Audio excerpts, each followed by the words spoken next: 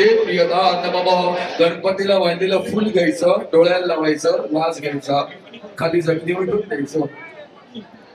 उत्तरे पूजा निर्माल्याचं विसरूच गणपतीला चांगलं फुल व्हायचं.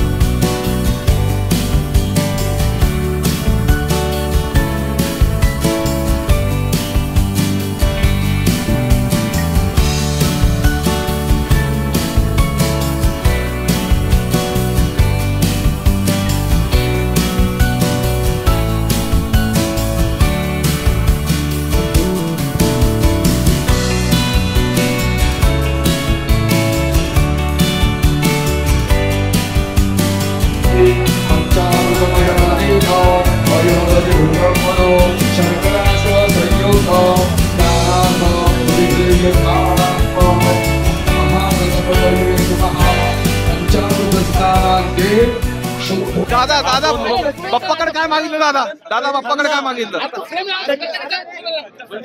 कोण आहे? हा दादा बोला बोला दादा दादा बोला.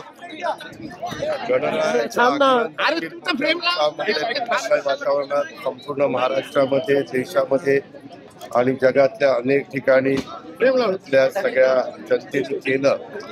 10 दिवस बघता बघता कसे निघून गेले हे कुणाच्या लक्षात देखील आलं नाही. इतके सगळे तल्लीन होऊन या गणेशोत्सवात सहभागी झालेले होते. आजचा दिवस आहे हा वेळेमध्ये गणेश विसर्जन मिरवणूक व्हावी याकरता सर्वांनी मदत करावी, सहकार्य करावं.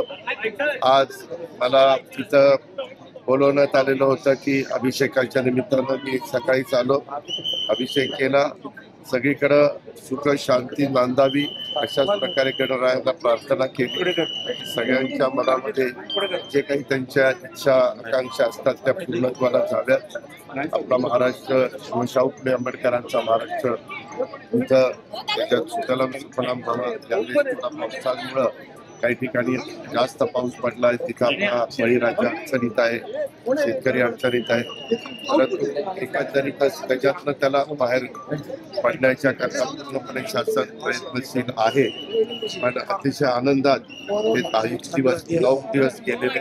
आजचा 10वा दिवस पण सगळ्यांनी शांततेने काही गालबोट न लागून देता ही मिरवणूक पार पाडावी. त्याच्यात सर्व जनतेने सहकार्य करावं.